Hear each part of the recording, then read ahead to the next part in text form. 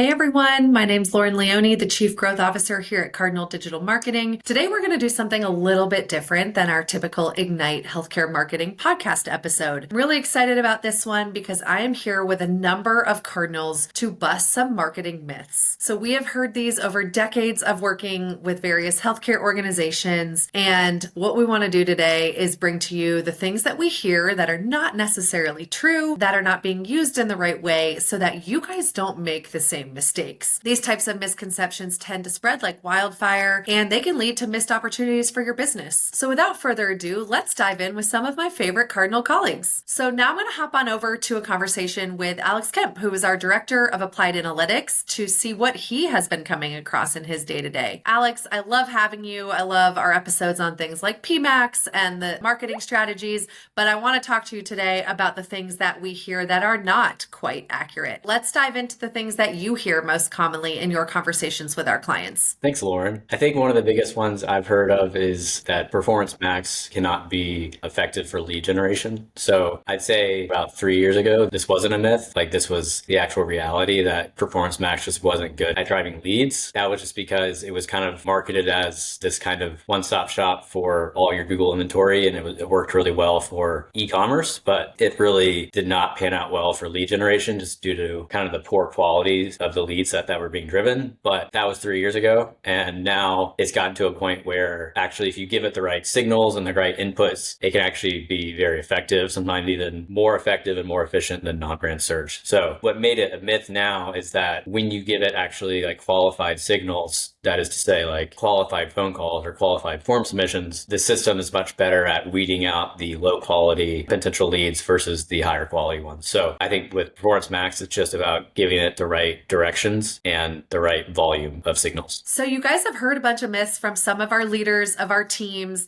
but I want to bring in our group media director, Ruchi Patel, who is a wizard in platform and in driving multi-location strategy. And I am sure that Ruchi hears these misconceptions on a daily basis. Hey, Ruchi, it's so good to have you. Tell me what you've been hearing. That's a really good question. Thanks for asking, Lauren. Being in a position running different channels for our clients, be it Meta, be it TikTok, be it Google Ads, the one thing that we've realized is clients come in with the mindset that Meta can be used only to drive awareness. Now, that is not wrong. Technically, if you think about it, the reach is really good. You can touch a lot of users through Meta. So there's absolutely an awareness component that comes with it. Technically, it is right. Meta can be used to reach out to a very broad audience. If you think about it, everybody is on Meta, be it Instagram or Facebook. It is a very good platform to get your brand the visibility, to touch a lot of users. However, with the right strategies, Meta can absolutely be used to drive bottom of funnel conversion actions, be it form submissions, be it phone calls, be it traffic to your website. There are a bunch of ways that we can leverage the AI that Meta brings in. And again, while the awareness component is high, this becomes another channel that you invest in when you have limited dollars. So I think it's a mindset shift for our clients to understand that when we talk about bottom of funnel, we don't just mean Performance Max search. We actually mean Meta and TikTok as another lever to drive leads as well. Awesome. Thanks for the insights, Ruchi. I'm going to go ahead and jump over to a conversation with Evan Ilgenfritz. Evan is our VP of paid media. He basically makes our entire media function operate. Evan, tell me about the one common misconception that you just can't get over. Awesome. Thanks, Lauren. Yeah, I'd love to dive into one of these marketing myths, and that is that people often think that you can set campaigns and platforms to kind of autopilot and expect really strong results. And there's a number of layers with that. I think we all know that most of these platforms, whether it's Google or Meta with Facebook or other programmatic vendors, are leveraging a lot more AI, machine learning, smart bidding, all these ingredients. And this is all fantastic. But we've also found that this doesn't really eliminate the need for strong marketing strategy and engaged managers running these campaigns. I'll give you a quick example starting with Google, is that they've made a large shift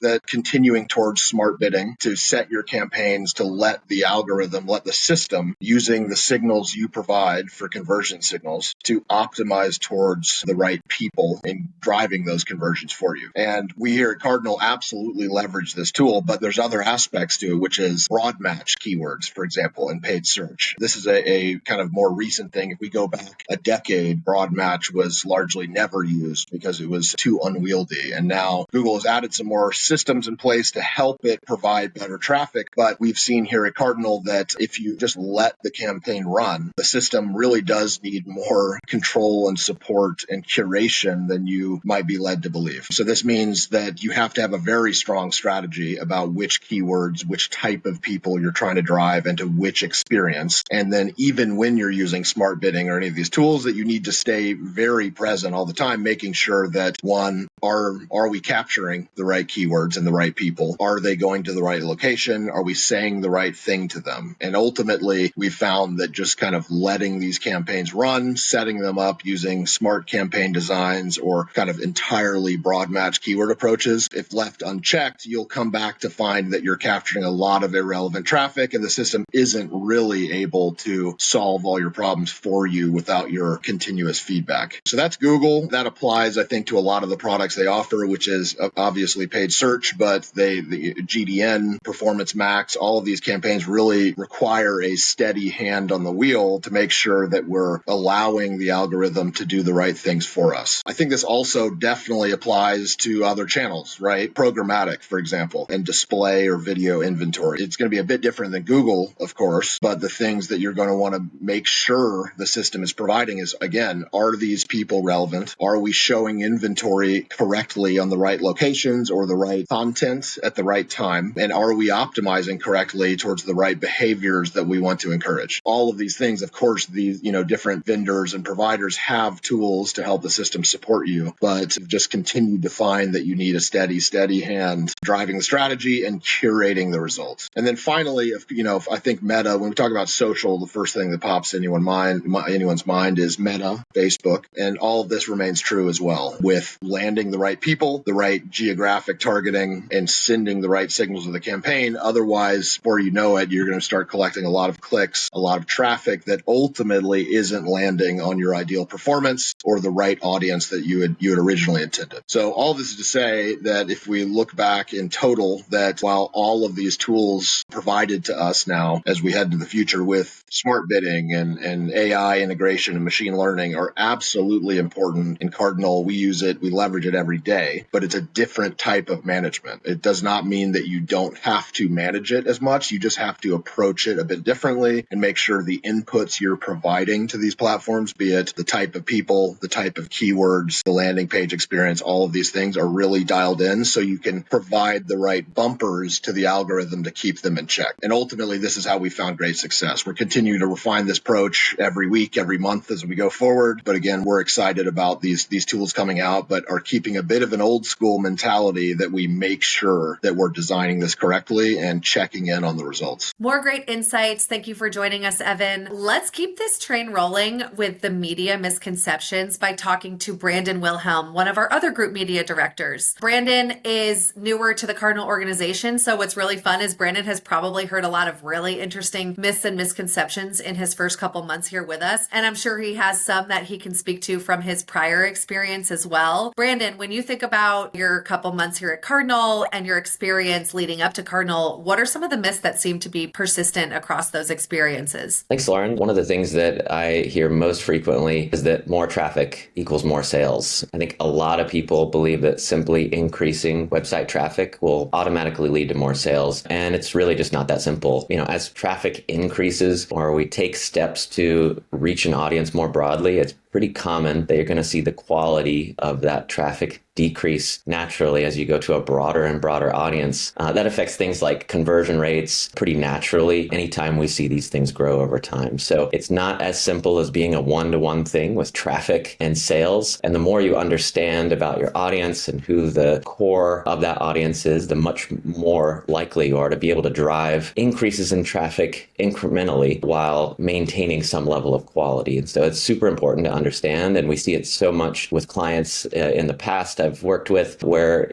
it's just understood that more traffic does help sales, but there's a lot more to that whole process in order to get what we want out of it. Another misconception that I've seen over and over again is this understanding that you need to be on every social media platform. Honestly, there are some benefits to, of course, being everywhere and appearing to be ubiquitous to your potential customer base. But honestly, it's often better to do one or two really well. And the reason I say that is because you can really go deep instead of just wide, at least until you're fully maximizing the opportunity on a successful channel. I think you should certainly be considering the opportunity on new channels and shouldn't be overlooking those things, but you really have to understand what's right for your brand, business, and customers. And often that's much more strongly represented in one or even two channels in particular. And so we've seen a lot of value from going deep into something like one particular social media platform, growing the audience in there over some time. And once there's real consistent traction there, then it can be an opportunity to take a step into another and repeating that process over and over again. And that's where we've often seen a lot of success. And that can be true both organically and from a paid advertising standpoint. Awesome. Thanks, Brandon, for joining me. I have saved the best for last, the place where I probably hear the most misconceptions in marketing, and that is going to be SEO. Things as broad as SEO is black magic, and I don't know what you guys do over there. It's all black box. We're never going to figure out the algorithms. That is why I'm bringing in the best of the best, our VP of Owned and Earned Media, Rob Sauter, to help us understand the myths in the SEO landscape. Rob, it's so great to have you back on the podcast. I want to hear, in your expert opinion, decades of doing this for clients, what do you want to set straight about the SEO world? Thanks, Lauren. One of the interesting things we hear from our clients all the time and comes up on a lot of our pitches and conversations is the impact of AI on the current SEO environment and questioning if it will destroy SEO as we know it. To dispel that myth, the short answer is no, it certainly won't destroy SEO as we know it yet. Now, over the next 10 years, it'll be fascinating to see how AI changes the face of SEO. However, at today's rate, SEO continues to grow, search volume continues to grow. Google's making tens of billions of dollars on the space and has no interest in losing the stranglehold it has over the search marketplace. For the foreseeable future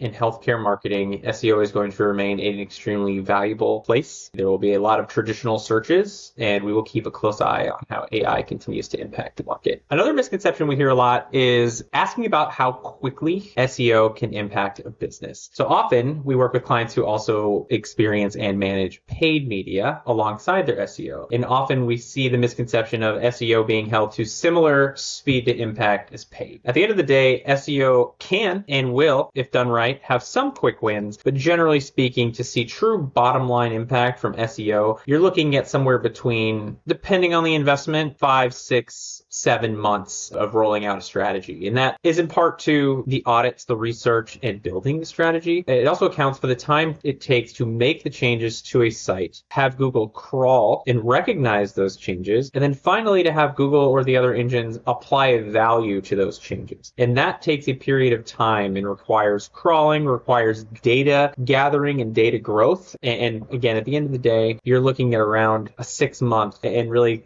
throughout that next 6 months, so 6 months to a year, to really start to really see that bottom line impact from an SEO investment. Well, that about wraps up our special myth-busting episode of Ignite. You've heard from 6 of the best cardinals you could possibly have on a single episode, debunking common misconceptions across paid media, analytics, and SEO. The marketing landscape is always changing. These aren't the only myths we're going to bust. If you like this episode and this format, give us a like, a share, a comment, ping us on LinkedIn and tell us that you loved it. We'll bring you more content like this in the future. A big thanks to the Cardinal team for taking the time to share their expertise with us. I hope this helps you navigate your marketing challenges and avoid the pitfalls that we have all learned the hard way. Remember, effective marketing strategy is not about assumptions. It is about pushing the boundaries and staying curious. Thanks, everybody.